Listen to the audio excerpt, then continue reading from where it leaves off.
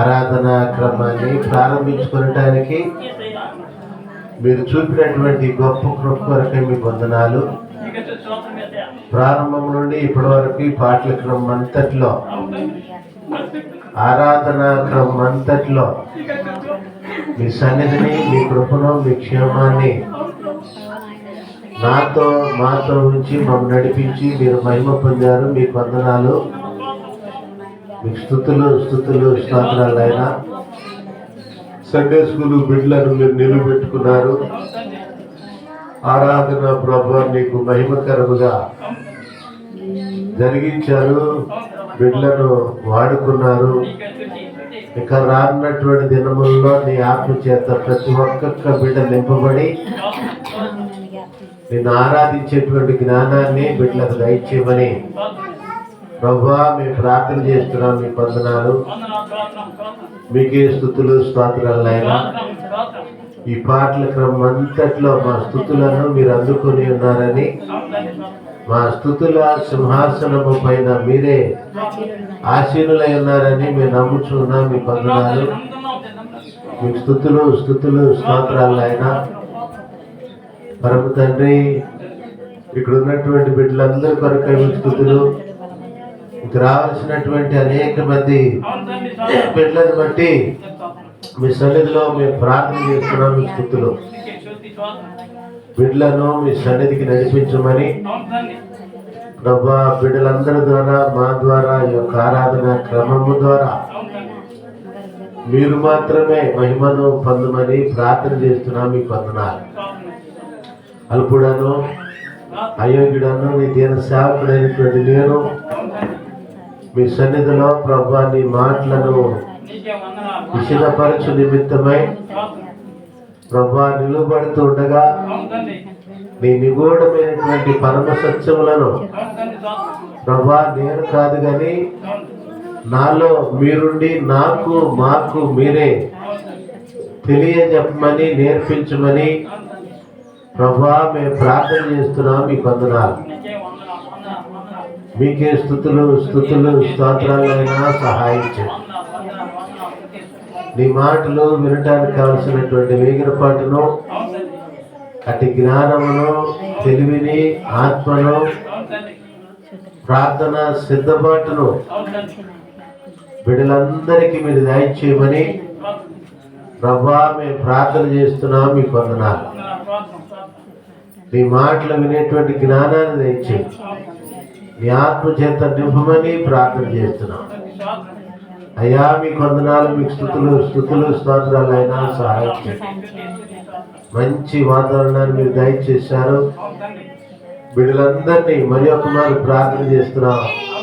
నీ ఆత్మ చేత నింపి నీ మాటలను అర్థం చేసుకునేటువంటి జ్ఞానాన్ని, ఆత్మను బిడ్డలందరికీ దయచేయమని మీరే మహిమ, ఘనత, ప్రభావములను పొందుకోమని యేసయ్య పుణ్యనామమున ఈ మనులని అతినేముగా అడిగి వేడుకుంటున్నాం తండ్రి. ఆమేన్. కూడి వచ్చినటువంటి చిన్నలకును పెద్దలకును ప్రతి ఒక్కొక్కరికి ప్రభువును ప్రియ రక్షకుడైన యేసుక్రీస్తు నామమున ప్రత్యేకమైనటువంటి వందనములు, శుభములు నేను మీకు తెలియజెప్పుకుంటున్నాను. మీ అందరికీ నా వందనాలు. మంచిది ప్రియ దేవుని బిడ్డలారా, ఈ యొక్క సమయంలో ధ్యాన పాఠముగా ఏర్పాటు చేయబడినటువంటి అంశము పరిశుద్ధ లేఖన భాగముల నుండి లోకాసువార్త మొదటి అధ్యాయము. లోకాసువార్త మొదటి అధ్యాయము 29వ వచన భాగం నుండి 32వ వచన భాగం వరకు ఉన్నటువంటి వాక్య భాగాన్ని చదువుకుందాం. ఆమె ఆ మాటకు బహుగా తొందరపడి ఈ శుభవచనమేమిటో అని ఆలోచించుకొనుచుండగా దూత మరియా భయపడకుము, దేవుని వలన నీవు కృప పొందితివి. ఇదిగో నీవు గర్భము ధరించి కుమారుని కని ఆయనకు యేసు అను పేరు పెట్టుదువు. ఆయన గొప్పవాడై సర్వ ఉన్నతుని కుమారుడనబడును. ప్రభువైన దేవుడు ఆయన తండ్రి అయిన దావీదు సింహాసనమును ఆయనకిచ్చును. దేవునికి స్తోత్రం. హల్లెలూయా. అందరూ చెప్తాం హల్లెలూయా.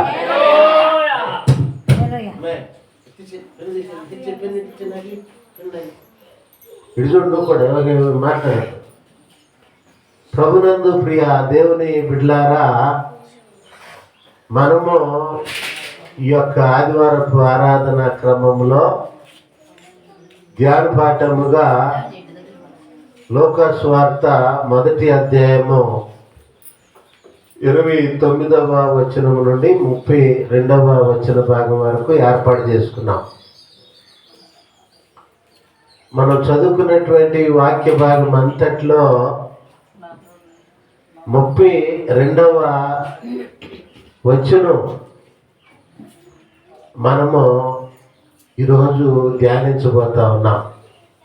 ఆమేన్. హల్లెలూయా. ఏమిటి ఈ 32వ వచనం అంటే, ఆయన గొప్పవాడై సర్వోన్నతుని కుమారుడనబడును. ఈ ఒక్క మాట చాలు. ఆమేన్. హల్లెలూయా. సర్వోన్నతుని కుమారుడు అనబడును. ఎవరిని గురించి, ఎవరు ఈ మాట ఎవరితో చెప్పారని మనం ఆలోచన చేస్తే, యేసయ్యను గురించి ఈ సర్వ మానవాళి రక్షణార్థమై శరీరం, ఏ శరీరం అయితే మనం కలిగి ఉన్నామో అదే శరీరాన్ని ధరించి ఈ లోకానికి రాబోయేటువంటి దేవాది దేవుని ప్రియ కుమారుడైనటువంటి ఆ యేసు క్రీస్తుని గురించి దూత, ఎవరి దూత? దేవుని చేత పంపబడినటువంటి 26వ వచనం 6వ నెలలో గబ్రియల్ అను దేవదూత గలిలయలోని నజరేతు ఊరిలో దేవుని చేత పంపబడి అని ఉంటుంది. చూడండి ఎక్కడుందన్నమాట.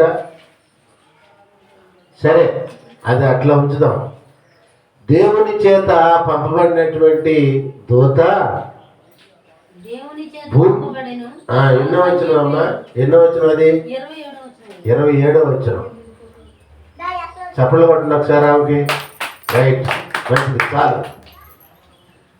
పరలోకం నుండి దేవుని చేత పంపబడినటువంటి ఒక దూత ఎక్కడికి వచ్చాడంటే భూమి మీదకి వచ్చాడు. ఆమేన్. హల్లెలూయా. భూమి మీద ఒక కన్యకైనటువంటి మరియా దగ్గరకు ఆయన వచ్చాడు. వచ్చి రక్షకుని గురించి, రక్షకుని యొక్క భవితవ్యమును గురించి దూత ఇక్కడ ఆ భవిష్యత్ వాక్కులను పలుకుతూ ఉన్నాడు. ఏమిటంటే ప్రియ దేవుని బిడ్డలారా, వాటన్నిటిలో చాలా విషయాలు ఉన్నాయి. అయితే వాటన్నిటిని ధ్యానించడానికి మనం సమయం చాలదు. కానీ ఒక వచనం 32వ వచనంలో సగభాగమే. ఏమిటంటే అది ఆయన గొప్పవాడై. ఆమేన్. హల్లెలూయా. ఇది చూడాలి అందరూ. ఏంటండి? ఆయన గొప్పవాడై. ఏమవుతాడండి ఆయన? గొప్పవాడైపోతాడంట. ఎవరైనా యేసయ్య అంటే ఎవరు? అది కాదు, దేవుని కుమారుడు అనమాట. ఆమేన్. పరలోకములో ఒక దేవుడు ఉన్నాడు. ఆయనే సర్వశక్తి కలిగినటువంటి దేవుడు. ఆమేన్. సర్వ ఉన్నతుడైనటువంటి దేవుడు. ఆ దేవుడే తన స్వరూపము తన పోలిక చేత ఈ భూమి మీద ఈ సర్వ మానవాళిని ఆయన ఏం చేశాడంటే సృజించాడు.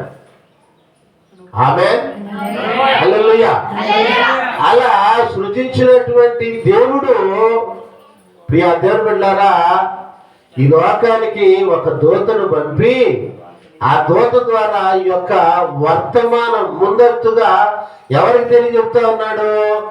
కన్యక అయినటువంటి మరియకు తెలియజెప్తా ఉన్నాడు. ఇదిగో నీవు గర్భమును ధరిస్తావు, కుమారుని కంటావు, ఆయనకు యేసు అనేటువంటి పేరు పెడతావు, ఆయన గొప్పవాడైపోతాడంట. ఆమేన్. హల్లెలూయా. హల్లెలూయా. చాలా నిగూఢమైనటువంటి పరమ సత్యాలు ఈ రోజు మనతో మాట్లాడతాడు దేవుడు. చాలా శ్రద్ధగా వినాలి మీరు. ఎవరు కూడా మాట్లాడొద్దు, పిల్లలు కదలొద్దు, అటు ఇటు తిరగొద్దు, వినండి జాగ్రత్తగా. ఆయన ఏమవుతాడండి? గొప్పవాడవుతాడు. సర్వ ఉన్నతుడైనటువంటి దేవుడు ఒక ఆయన ఉన్నాడు. ఆయనే నన్ను ఇక్కడ పంపించాడు. ఈ భూమి మీద మానవాళిని తన స్వరూపం తన పోలిక చేత చేసింది కూడా ఆయనే. ఆయన కుమారుడు అనబడతాడు. ఈ భూమి మీద నీ గర్భాన ఉద్భవించబోయేటువంటి ఆ దేవాది దేవుని ప్రియ కుమారుడు. ఆమేన్. హల్లెలూయా.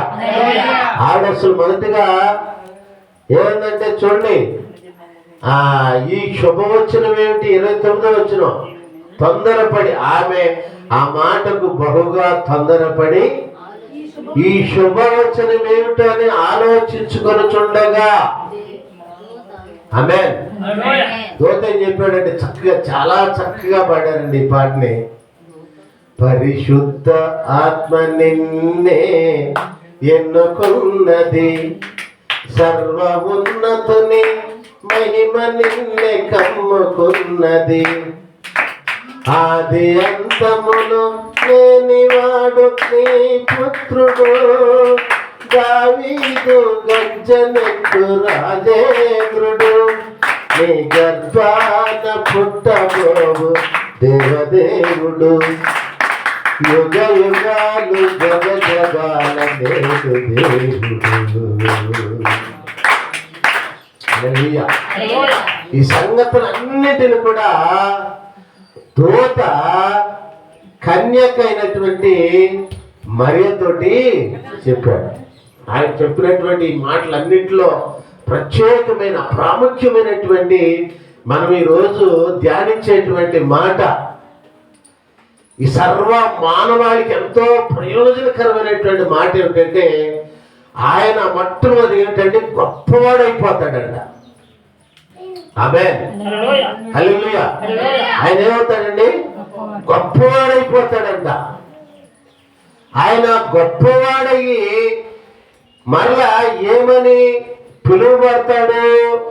ఏమని ప్రియ దేవులారా అనబడతాడు అంటే, సర్వ ఉన్నతుడైనటువంటి దేవుని కుమారుడు అనబడతాడంట.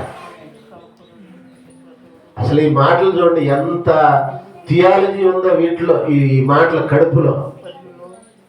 ఆమేన్. సర్వ ఉన్నతుడు, సర్వ ప్లస్ ఉన్నతుడు ఈక్వల్ టు సర్వోన్నతుడు అనమాట. సర్వోన్నతుడు అనేటువంటి మాటకు అర్థం ఏంటి? చాలా సార్లు చెప్పాను మీకు. సా అనే అక్షరాన్ని తెలుగు భాషలో మంచి అనే దానికి వాడారు. అక్కడ ఒక మంచి బోర్డు నట్టేసి బిగించేశారు అంతే. ఆమేన్. హల్లెలూయా. సా అనే అక్షరం మీద మొదలయ్యేటువంటి సు కావచ్చు, సవ్వచ్చు, లేదా ఇంకేదన్నా కావచ్చును గాక.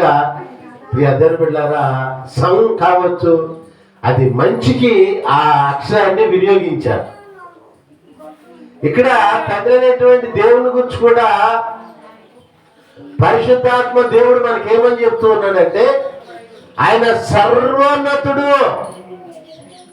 సర్వోన్నతుడు అంటే ఈ సర్వము అనేటువంటిది ఏదైతే ఉందో దానంతటి కన్నా ఉన్నతుడైనటువంటి దేవుడు. ఆమేన్.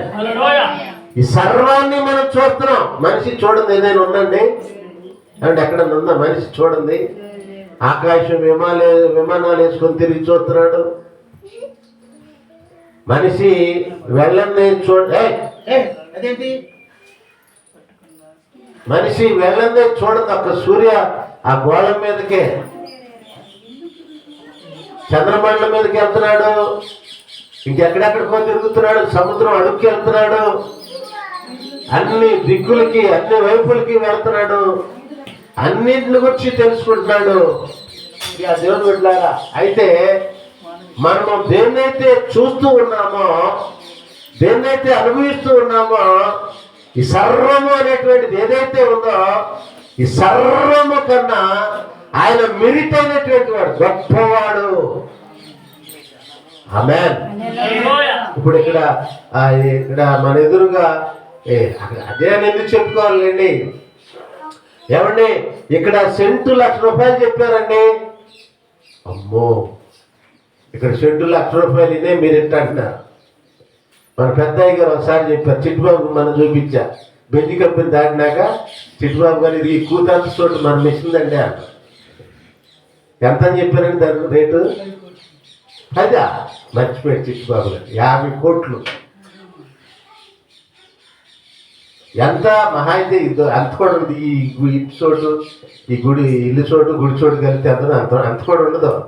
దానికోసం పెద్ద పెద్ద పాలిటిక్స్ నాయకులు ఏం చేస్తారంటే, ఇది మాది మాది అని ఎగబడి నానా రకాలుగా అది కొట్టేయాలని చూస్తున్నారు.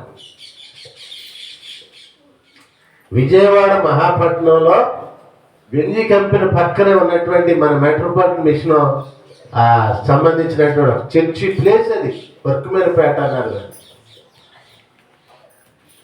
ఆ కూతంతది అంత విలువైతే ఈ భూగోళం అంతా ఎన్ని పట్టణాలు ఉన్నాయి, ఎన్ని సిటీలు ఉన్నాయి, ఎంత విలువైనటువంటి ప్లేస్లు ఉన్నాయి. అవి ఎంత విలువండి, ఎంత ఖరీదండి, ఎంత ఉన్నతమైనటువంటివి. ఒక భూగోళాన్ని గురించి ఇట్లా మనం ఆలోచన చేస్తే సూర్యుడు, చంద్రుడు, నక్షత్రాలు, మరి ఎన్నో ఉన్నాయి ఈ సృష్టిలో, చాలా ఉన్నాయి సర్వములో. ఈ కొద్ది వీటికే దీనికే ఎంత విలువ అయితే ఈ గోళాలన్నిటికీ ఇంకెంత విలువ ఉందో, ఎంత ఉన్నతమైనటువంటివో ఇవన్నీ కూడా. ఆమేన్. హల్లెలూయా. ఏంటండి, ఈ భూమికి తిరగమని ఎవరైనా బ్యాటరీ పెట్టారా, కరెంట్ పెట్టారా? ఎందుకు తిరుగుతున్నది? ఉన్నతుడైనటువంటి దేవుడు తన నోటి మాట చేత దానికి ఆజ్ఞాపించాడు. ఆయన నోటి మాటలో ఉన్నటువంటి జీవాన్ని ఇది ఆస్వాదించింది. ఆ జీవములో ఉన్నటువంటి శక్తి చేత ఆ భూమి గిరగిరా గిరగిరా గిరగిరా తిరుగుతా ఉంది. ఆమేన్. హల్లెలూయా. భూమి తిరుగుతుంది కాబట్టి గబగబ మనం వచ్చి ఫ్యాన్లు వేసుకుంటున్నాం. ఫ్యాన్లు వేసుకుంటుంటే చక్కగా అబ్బా చక్కగా గాలి వస్తుందండి, కమ్మగా హాయిగా ఉందండి అనుకున్నా. గాలి ఎక్కడి నుంచి వస్తుంది అనుకుంటున్నారు మీరు? మొన్న చర్చికి వెళ్ళా, మన గుడి నుండి దాని చర్చిలో పేదరెక్కలు స్లోగా తిరుగుతుంటేనే బాగా వచ్చేస్తుంది. ఆమేన్. భూమి గాలి తిరగటం ఆగిపోతే నువ్వు ఫ్యాన్ అయ్యి ఏసీ అయ్యి ఇసుకర్ర ఇసురుకోగాక ఎంత గాలి కూడా నీకు రాదు. ఆమేన్. అంటే ఎంత ఉన్నతమైనటువంటిదో ఒకసారి ఆలోచన చేయండి. ఈ భూమిని గురించే మనం ఎంత అసలు చెప్పుకుంటా వెళితే దీనికి చాలదు ఈ టైం, ప్రసంగం టైం. ఎన్నో ఉన్నాయి ఈ సృష్టిలో, ఈ సర్వములో.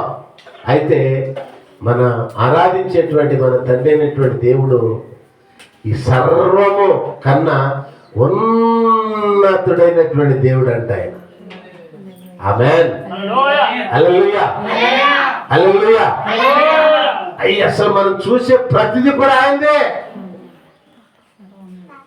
అసలు ఆయన తలుచుకుంటే ఇలాంటి భూగోళాలు ఒక్కొక్క మనిషికి ఒక్కొక్కటి చేసి ఇవ్వగలడు. మా నాన్న కౌంతం చేసి 1 ఎకరం పొలం అన్నాడు. ఎంత గొప్పగా చెప్పుకుంటున్నామో. అట్లాగే మన పిల్లల కోసం మనం ఏం చేస్తున్నాం? 1 ఎకరం పొలం అనో ఇంకోటి సంపాదించి పెడుతున్నాం. దేవుడు తలుచుకుంటే మనం 1 ఎకరం పొలం కొంటే ఎంత గొప్పగా చెప్పుకుంటున్నాం. దేవుడు ఇవ్వాలనుకుంటే నీకు ఒక భూగోళాన్ని ఇచ్చేయగలడు. ఆమేన్, హల్లెలూయా. ఆయన చేయగలడు. ఎందుకనంటే ఆయన సర్వ ఉన్నతుడైనటువంటి దేవుడు. ఆయనకున్నది మనం చూసేది ఇదే. ఆయన కావాలనుకుంటే, చెయ్యాలనుకుంటే ఇలాంటి అన్ని 100, 200, 300, 1000 చేసి అక్కడ పెట్టగలడు. ఇక అంతే. వింటున్నారా? ఆమేన్, హల్లెలూయా. ఆయన అంత ధనవంతుడు. ఇవన్నీ కూడా ఆయన యందు గుప్తమై ఉన్నవి. ఆమేన్, హల్లెలూయా. చూడండి ప్రియ దేవుని బిడ్డలారా, ఇక్కడ అంత సర్వ ఉన్నతుడైనటువంటి దేవుని కుమారుడు అనబడతాడంటే ఈయన ఎవరో మొదటిగా గొప్పవాడైపోతాడు. ఆ తర్వాత సర్వ ఉన్నతుడైన దేవుని కుమారుడు అనబడతాడంట. ఇప్పుడు కుమారుని తండ్రి ఆస్తి ఎవరిది? తండ్రి సంపాదన ఎవరిది? ఎవరిది? పిల్లలదే. ఎవరమ్మా? ఎవరిదమ్మా? పిల్లలదేనా? ఇప్పుడు సర్వ ఉన్నతుడైనటువంటి దేవుడు ఉన్నాడు. ఆయనకున్న ఆస్తి అంతా ఇప్పుడు ఎవరిది? మందేనా? ఎట్లా? మరి ఎందుకు పేదరికం అనిపిస్తున్నారు?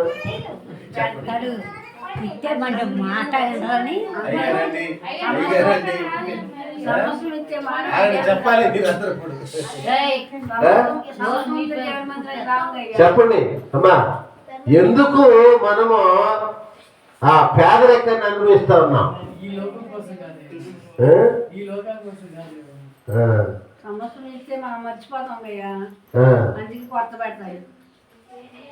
అట్లానే ఈ లోకంలో మనం దేవుడు దీవించనన్నాడా?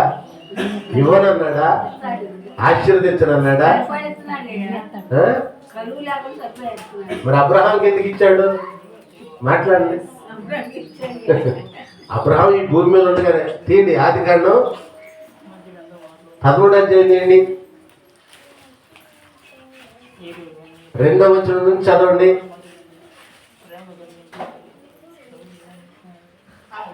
అబ్రహాము వెండి బంగారములు కలిగి బహుతల చాలు. అంతే, ఆపేయండి. ఎక్కడున్నాడు ఇప్పుడు ఈయన? భూమి మీద ఉన్నాడా లేదా? అప్పుడు ఆయన కూడా దేవుని ఆరాధించాడు లేదా? మన ఎమ్మెల్యేనే ప్రార్థన చేశాడా లేదా? మరి ఎందుకు ఆయన అంట మనం ఎట్ట? చెప్పండి ఒకసారి. అది దేవుడు చెప్పిన మాట విన్నాడంట. మరి మనం ఆ మాటకు అర్థం ఏంటి? మనం వినకపోయినా కానీ సర్వ ఉన్నతుడైనటువంటి దేవుడు మనము కూడా అబ్రహాము వలె, ఇంకా చెప్పాలంటే యేసు క్రీస్తు వలె ఆమేన్ గొప్పవారమైపోవాలనేటువంటిది దేవుని యొక్క ఉద్దేశం. ఆమేన్. ఆయన మానవ దైవ కుమారుడు, మానవుడిగా ఈ లోకానికి వచ్చాడు. ఏంటండి? ఆ మాటనే ఇక్కడ దూత చెప్తా ఉన్నాడు. గొప్పవాడవుతాడు. ఒకటి, సర్వ ఉన్నతుడైనటువంటి దేవుని కుమారుడు అనబడతాడు. ఆమేన్, హల్లెలూయా, హల్లెలూయా. చూడండి ప్రియ దేవుని బిడ్డలారా, ఆయన గొప్పవాడైపోతాడంట. మరలా సర్వ ఉన్నతుడైనటువంటి దేవుడు ఎవరైతే ఉన్నారో ఆ దేవుని కుమారుడు అనబడతాడంట. అంటే ఆ దేవునికి ఉన్నటువంటి ఆస్తి యావత్తు కూడా అంతా కూడా ఇప్పుడు ఎవరిదే? ఆయన కుమారుడైనటువంటి యేసుక్రీస్తుదే. ఆమేన్, హల్లెలూయా. ఇప్పుడు ఒక ప్రశ్న ఏమిటంటే, ఇక్కడ చూడండి, ఆ దేవుని కుమారుడు అనబడతాడని ఇక్కడ వ్రాయబడింది కదా, పరిశుద్ధాత్మ దేవుడే కదా ఇక్కడ చెప్పింది. వినాలి మీరందరూ కూడా, ఎవరు మాట్లాడకూడదు. చూడండి, ఆయన ఆల్రెడీ ఇక్కడికి రాకమునిపే దేవుని కుమారుడు. మళ్ళీ ఇక్కడికి వచ్చిన తర్వాత కూడా ఆయన దేవుని కుమారుడు అనబడతాడని ఎందుకు పరిశుద్ధాత్మ దేవుడు ఇక్కడ చెప్తా ఉన్నాడు? ఎందుకు చెప్పండి? ఎందుకనంటే గమనించండి ప్రియమైన బిడ్డలారా, ఎవరో మాట్లాడుతున్నారు. ఎవరు మాట్లాడేది? గుడగుడ ఇటేనండి, ఇటేనండి. ఎందుకని ఆయన దేవుని కుమారుడు అనబడతాడని పరిశుద్ధాత్మ దేవుడు మనకి ఇక్కడ చెప్తూ ఉన్నాడు.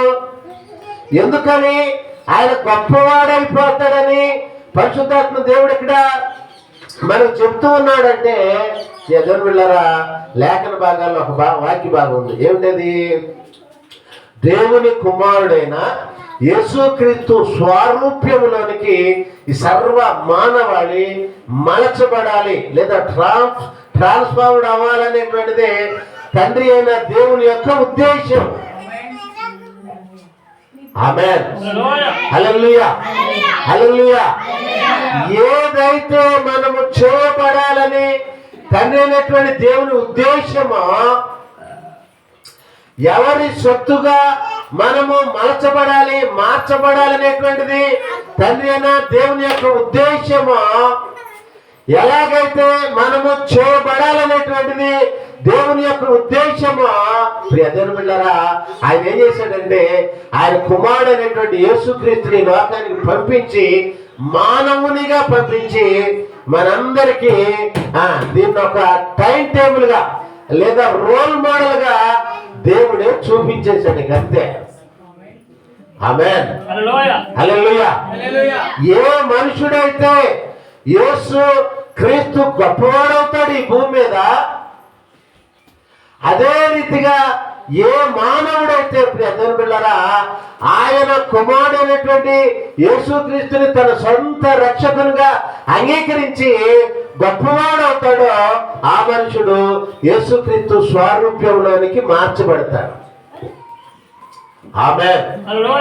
రూపం నాకు పడతాలే, చిట్టుబాబు గారికి పడతాలే, సీను గారికి కూడా పడతాలే, ఆ పరమానంద గారికి పూర్తిగా పడతారు. కానీ ఇట్లా ఉన్నా, నీ రూపం వేరుగా ఉన్నా, నీ దేహదారుడు డిఫరెంట్ గా ఉన్నా, నీ యొక్క గుణగణములన్నీ కూడా యేసు క్రీస్తు ఏ గుణగణములనైతే కలిగి ఉన్నాడో వాటిని మనము కలిగి ఉండాలి. అప్పుడే ఆయన స్వారూప్యం అని మార్చబడతాం.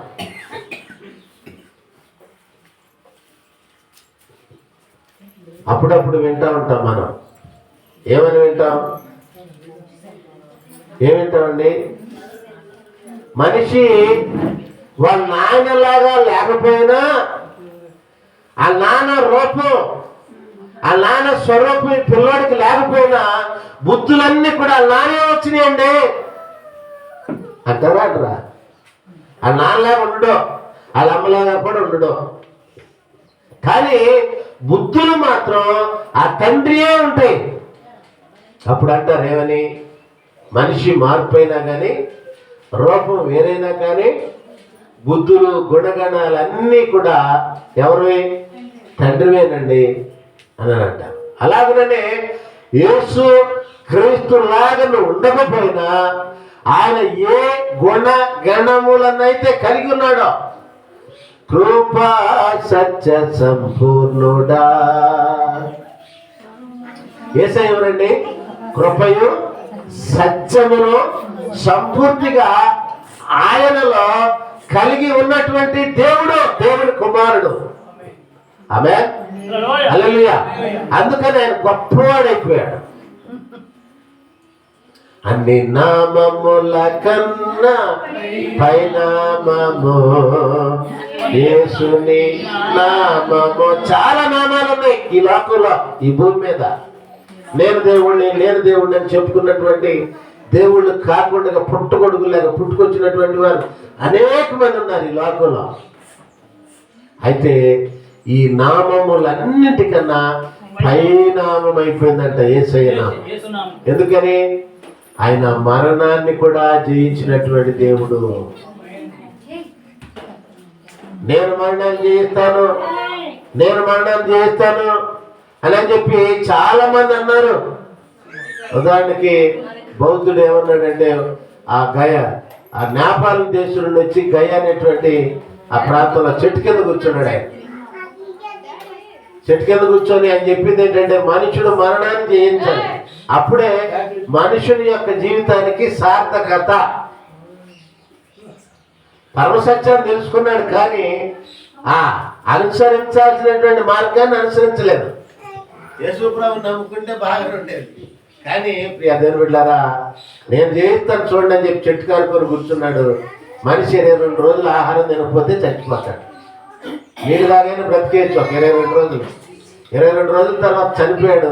అక్కడే గొయ్యి తీశారు, పాతేశారు. ఆ సమాధి ఇప్పుడు కూడా అక్కడే ఉంది. ఆమె మన యేసయ్య అయితే ప్రియ దేవుని బిడ్డలారా, మరణాన్ని జయించినటువంటి దేవుడు. హల్లెలూయా. ఇప్పుడు మనమంతా కూడా ఆయన స్వారూప్యంలోనికి మలచబడాలనేటువంటిది దేవుని యొక్క ఉద్దేశం. ఆయన స్వారూప్యంలోనికి ఒక మనుషుడు ఎప్పుడైతే మలచబడతాడో, ప్రియ దేవుని బిడ్డలారా, యేసు క్రీస్తు ఎలాగైతే ఈ లోకానికి వచ్చి గొప్పవాడవుతాడు అని పరిశుద్ధాత్మ దేవుడు కన్యకైనటువంటి మరియతోటి ఆయన ఈ లోకానికి రాక మునిపే చెబుతూ ఉన్నాడో, ఆ మనుషుడు ఎవడైనప్పటికీ సరే ఆ మనుషుడు కూడా గొప్పవాడవుతాడు. ఆమేన్. హల్లెలూయా. హల్లెలూయా. ఇదొకటి. రెండవది ఏంటంటే చూడండి, సర్వ ఉన్నతుడైనటువంటి కుమారుడు యేసయ్య ఈ భూమి మీదకి రాకమునిపే ఆయన కుమారుడు.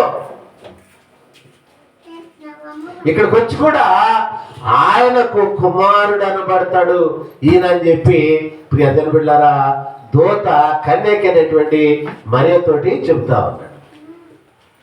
ఆమేన్. హల్లెలూయా. మనము కూడా ఏమవుతామంటే దేవుని కుమారులమే. యేసు మా అన్నగాడ, యేసు మా అన్నయ్య కాదా అని రాశాడు ఒక భక్తులు ఒక పాట. యేసయ్యకు మనం అందరం కూడా తమ్ముళ్ళు అయిపోవాలని, సహోదరులం అయిపోవాలని. ఇప్పుడు కడుపును పుట్టిన పిల్లలకి ఏంటండి, తండ్రి తల్లి ఆస్తి. కడుపును పుట్టకుండగా ఎవరైనా దత్తత తీసుకున్నారనుకోండి, మళ్ళీ వాళ్ళే ఆ తల్లిదండ్రులే, వాళ్ళకు కూడా కడుపును పుట్ల దత్తత తీసుకున్నారు వాడు మధ్యలో. అప్పుడు దాకా ఈ కొడుకే నాదే అనుకున్నాడు ఆస్తి. ఈ మధ్యలో తల్లిదండ్రులు ఏం చేశారు, దత్తత తీసుకున్నారు. మనమంతా కూడా దత్త పుత్రులమని ఉంది పరిస్థితి. ఉందా లేదా వాక్యం ఉంది.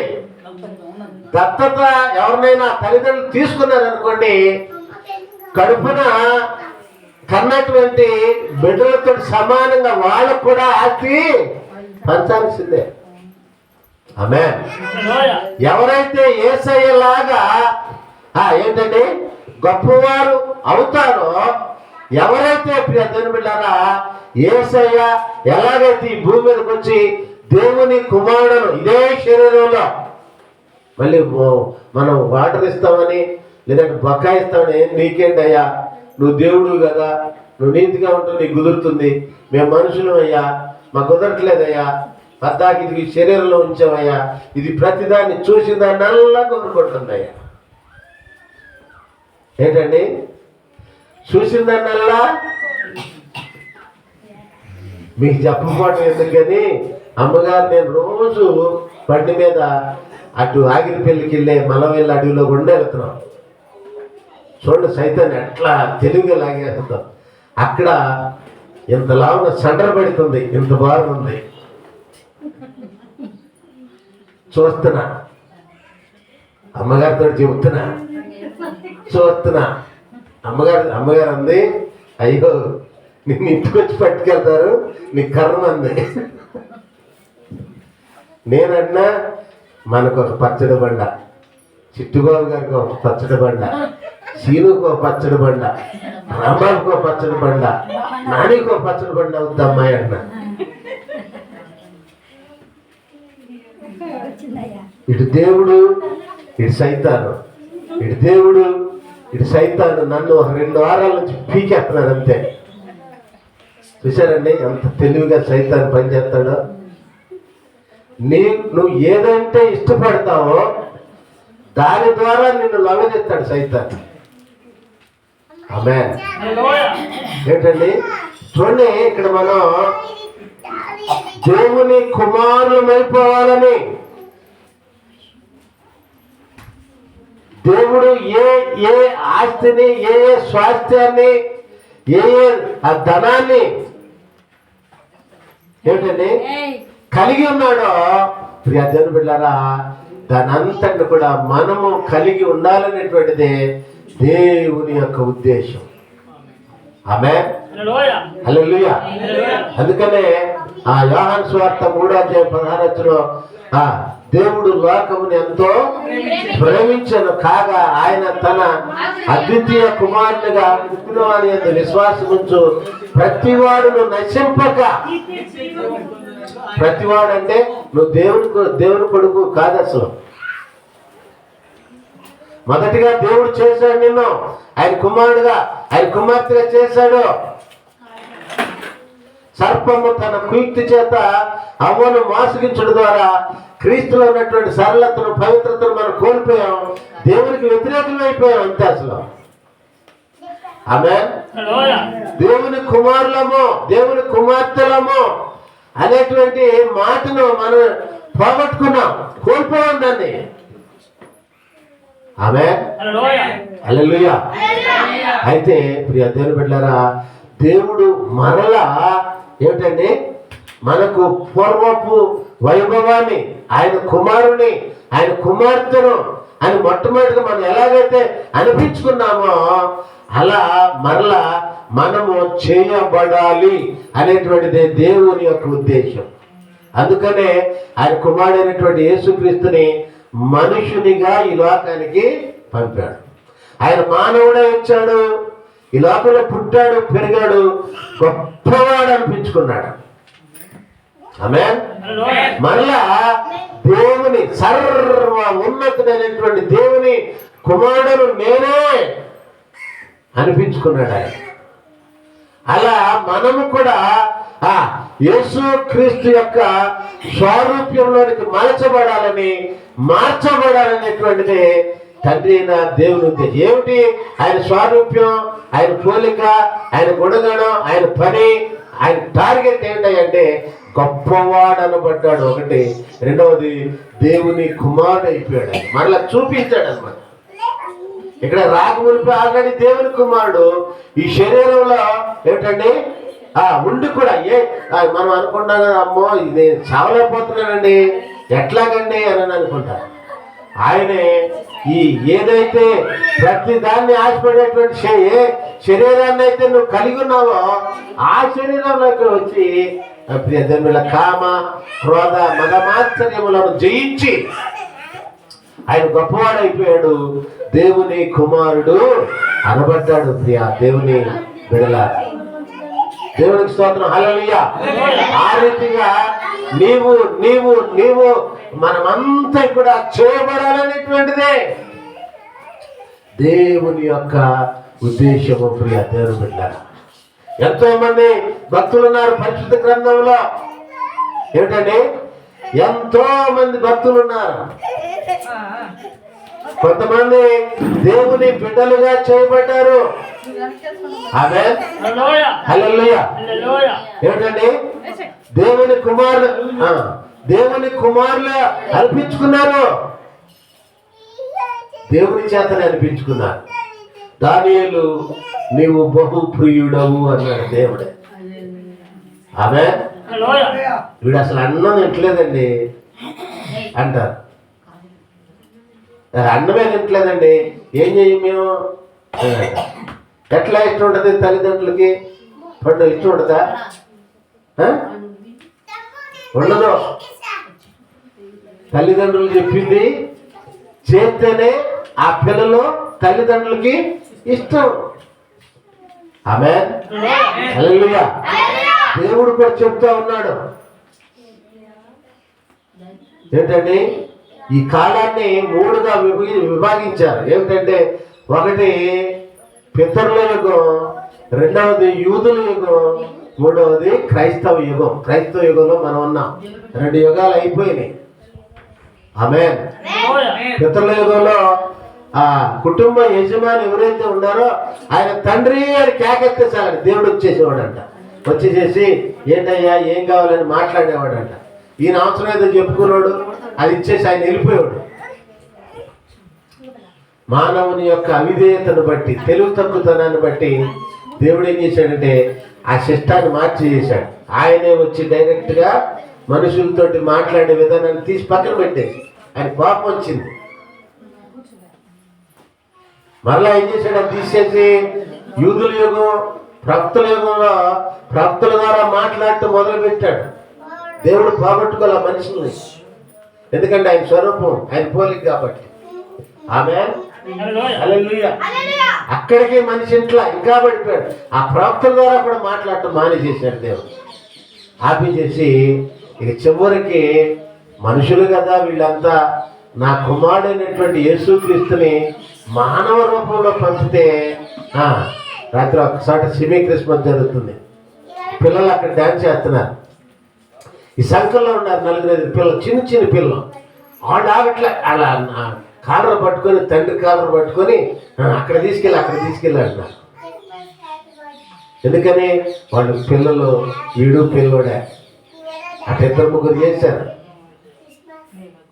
అలాగే మనం మనుషులం కాబట్టి మానవ రూపంలో ఆయన కుమారుడైనటువంటి యేసుక్రీస్తుని పంపితే మనిషి ఇష్టపడతాడని, నమ్ముతాడని, నా వైపు తిరుగుతాడని ఆయన కుమారుడైనటువంటి యేసుక్రీస్తుని శరీరధారిగా ఈ లోకానికి పంపాడు. ప్రియా దేవుని బిడ్డలారా, ఇంకా సువార్త ప్రకటించడానికి ఇక యుగాలు జగాలు ఇంకేం లేవు. ఇక దీని తర్వాత దీంతో క్లోజ్ అంతే. ఆమేన్. నమ్మకపోతే భయంకరమైనటువంటి పరిస్థితులకి వెళ్ళిపోతాం. అదే ఆ రోజు యేసయ్య ఉగ్రత రోజు, 7 ఏళ్ల శ్రమల రోజు, పాపులంతా ఏడ్చే రోజు. అదే ఆ రోజు తల్లి జాడ పిల్లకు లేక, పిల్ల జాడ తల్లికి లేక. ఇక్కడ చూడండి, తల్లికి పిల్లకి, తల్లి పిల్లకు భయం చెప్ప, అలవాటు చేయొద్దని, అది చెయ్య ఇది చెయ్య. రేపు ఈ దేవుడు అమ్మ ఏది ఏదంటే ఎసరక్తమే చెయ్య. అర్థమవుతుందండి? ప్రియ దేవుని బిడ్డలారా, యేసయ్య వల్లే మనము కూడా గొప్పవారముగా ఈ దేహంలో, ఈ లోకంలో ఉండగానే చేయబడాలనే తండ్రి అయినటువంటి దేవుడు యేసుక్రీస్తుని ఈ లోకంలో గొప్పవాడనుగా చేశాడు. ఆమేన్. హల్లెలూయా. యేసయ్య వల్లే మనము కూడా తండ్రి అయినటువంటి దేవుడు, సర్వ ఉన్నతుడైనటువంటి దేవుని కుమారులము కుమార్తెలముగా చేయబడాలనే ఆయన కుమారుడైనటువంటి యేసుక్రీస్తుని తండ్రి అయినటువంటి దేవుడు ఈ లోకానికి పంపించాడు. హల్లెలూయా. ఆయన ఈ లోకానికి వచ్చాడు, 33 సంవత్సరాలు 6 మాసాలు జీవించాడు. 3 సంవత్సరాలు 6 మాసాలు దేవుని యొక్క రాజ్యవార్తను ప్రకటించాడు. శిలువ శ్రమకు అప్పగింపబడ్డాడు, శ్రమ పడ్డాడు, మరణించాడు, సమాధి చేయబడ్డాడు. మరణాన్ని సమాధిని చేయించుకుంటే సజీవుడు తిరిగి లేచాడు. ఇప్పుడు మనం ధ్యానించింది ఏంటి? ఆయన గొప్పవాడు, దేవుని కుమారుడు అనబడ్డాడు. అదే చెప్పుకున్నాం. ఇప్పుడు చెప్పిన మాటలన్నీ మనం ధ్యానం చేయాలి. మనుష్యుడు గొప్పవాడు కాకపోవుట చేత ఆయన వలె, మనుషుడు సర్వోన్నతుడైనటువంటి దేవుని కుమారుడు అనబడనందున ఆయన వలె, యేసయ్య వలె ఆయన ఇంకా ఏం చేశాడంటే 33 సంవత్సరాలు 6 మాసాలు ఇక్కడ జీవించాడు. 3 సంవత్సరాలు 6 మాసాలు రాజ్యవార్తలు ప్రకటించాడు. ఇట్లా ఇంకెంతకన్నా రమ్యంగా ఆయనకి ఎవరు సాటి సువార్త చెప్తారు? ఆయనకి ఎవరు సరిపోతారు అసలు? ఆమేన్. శిలువ శ్రమకు అప్పగింపబడ్డాడు, శ్రమ పడ్డాడు, మరణించాడు, సమాధి చేయబడ్డాడు, మరణాన్ని సమాధిని చేసి సజీవుడే తిరిగి లేచాడు. ఇదంతా ఎందుకంటే నువ్వు మార్పు చెందాలి. ఆమేన్. పురాతన కాలము మొదలుకొని శాశ్వత కాలం వరకు ఆయన ప్రత్యక్షమగుచుండేనన్న మేకా గ్రంథం 5వ అధ్యాయం 2వ వచనం తర్వాత. ఎందుకు క్రిస్మస్ పండుగలు వస్తున్నాయి అంటే ఆయన మరలా మరలా మరలా మరలా నిన్ను 2025వ సంవత్సరం క్రిస్మస్లో నిన్ను దర్శించిపోతావు. నువ్వు మారుతావని. మనకి జ్ఞానం ఉంది, మనకి తెలివి ఉంది, ఇవన్నీ ఉన్నాయి. ఆ దేవుని బిడ్డలారా చూడండి, సృష్టి అంట దేవుని కుమారుల ప్రత్యక్షత కొరకు సృష్టి మిగుల ఆశతో తేరి చూస్తారు. కళ్ళన్నీ తెరుచుకొని చూస్తుందంట సృష్టి. సృష్టి అంటే ఎవరు కాలం. ఈ సృష్టి అంతా కూడా అసలు సృష్టిలో ఏదుందా అదంతా సృష్టి. ఈ సంవత్సరం ఎదురు చూస్తుందంట, ఈ సంవత్సరం ఎదురు చూస్తుందంట. నువ్వు బాప్తిసం తీసుకుంటావని, నువ్వు దేవుని కుమారుడుగా దేవుని కుమార్తెవుగా చేయబడతావని. ఈ సంవత్సరం తీసుకుంటారేమోలే, ఈ సంవత్సరం దేవుని కుమారుడు అయిపోతాడులే, ఫలాని అనిలను ఇంకోళ్ళనో ఈ సంవత్సరం దేవుని కుమార్తె అయిపోతారులే అని చెప్పి సృష్టి ఆశతోటి కళ్ళు పెట్టుకొని చూస్తుందంట. బాగా కళ్ళన్నిటి తెలుసుకొని చూస్తుందంట. ఆమేన్. హల్లెలూయా. చూడండి ప్రియ దేవుని బిడ్డలారా, దేవునికి మన పట్ల ఉన్నటువంటి ప్రేమ ఎంతో గొప్పది. ఆమేన్. హల్లెలూయా. ఆయన కుమారుడైనటువంటి యేసు క్రీస్తు వలె మనమంతా కూడా అయిపోవాలని, ఆయన ఏ ఆస్తికైతే వారసుడో దానంతటి కూడా నీవు మనమంతా కూడా వారసులము కావాలనేటువంటిదే ఆయన ఉద్దేశం. అందుకని యేసయ్య ఈ లోకంలో పుట్టి గొప్పవాడైన, అంతేగాని తన్ను తాను హెచ్చించుకున్నట్టు కొరకు కాదు. ఆయన హెచ్చించుకోవాల్సినటువంటి అవసరం లేదు, ఎవరు పొగడాల్సినటువంటి అవసరం లేదు అసలు. ఎందుకని ఆయన ఆల్రెడీ దేవుని కుమారుడు అక్కడే రాకమునుపే. ఆమేన్. హల్లెలూయా. ఎవరి కొరకు ఆయన గొప్పవాడయ్యాడు, ఎవరి కొరకు దేవుని కుమారుడు అనబడ్డాడు ఇక్కడంటే నీ కొరకు మన కొరకు. ఆమేన్. హల్లెలూయా. అటు కృపను అటు ప్రేమను తల్లినటువంటి దేవుడు ప్రభువును ప్రియ రక్షకుడైన యేసుక్రీస్తు ద్వారా మనందరికి నిండుగా మెండుగా దయచేయునుగాక. ఈ మాటలు దేవుడు మన వెనుకల్లో దీవించి ఆశీర్వదించునుగాక. ప్రేమగల మా తండ్రి, యేసు నామమున మీకు వందనాలు. నీ మాటలు బిడ్డల హృదయాల్లో ఫలింపు చేయమని, మీరే మహిమను పొందమని యేసయ్య పుణ్య నామములను ఈ మనులను అతి నేను అడిగి వేడుకొని పొందుకొని నామ తండ్రి. ఆమేన్.